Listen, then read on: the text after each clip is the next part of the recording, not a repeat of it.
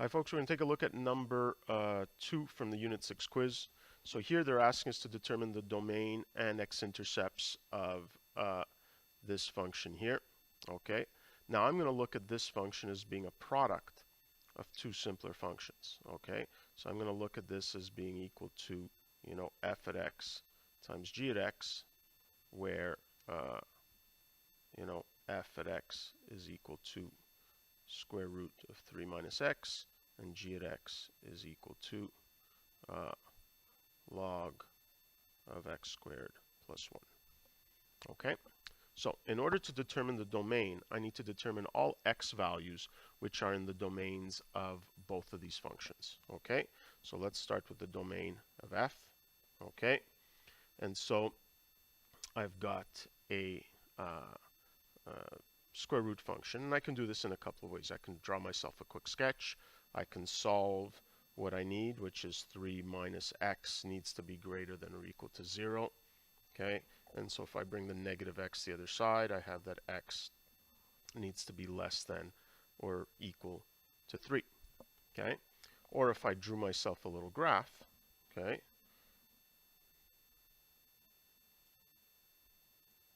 3 minus x can be rewritten as negative x plus 3, and if I factor out the negative, I have a function that looks like this. Okay, so first of all, my function is going to get reflected about the y-axis. Whoops. So it's going to go in that direction and then move forward by 3 units. So my final graph looks like this. And so I can see that the domain is everything less than or equal to 3. Okay, so either way, works out fine. Now, for the domain of g, well, I've got a logarithmic function, and so what I need is I need my inputs to be greater than 0. So I need x squared plus 1 to be strictly greater than 0. But hey, if I again look at the graph at x squared plus 1, looks something like this. It's always greater than 0. So my domain is just all real numbers.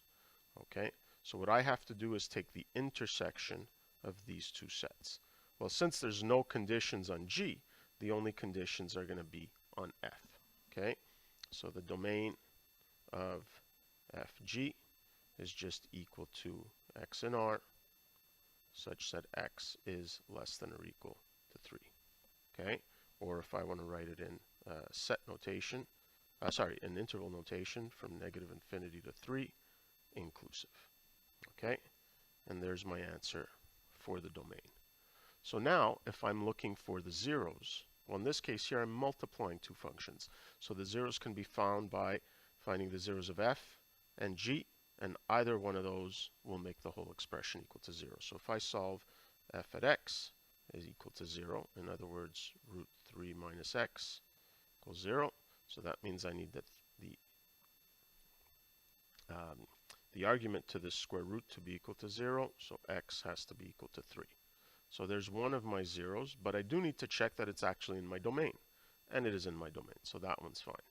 Okay, the other option is that log of x squared plus 1 is equal to 0.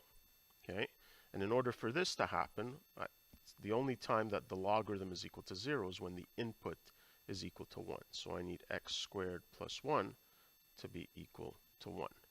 And so x squared needs to be equal to 0, and that only happens when x is equal to 0, which again is in the domain of my function. So my two x-intercepts are 0 and 3.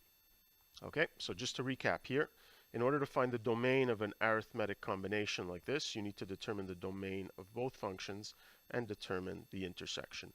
X needs to be in both domains. Okay, and to determine the zero of a product of two functions, well, you need to just determine the zeros of each of these functions because they'll make the whole expression equal to 0. Okay, that's it for this one.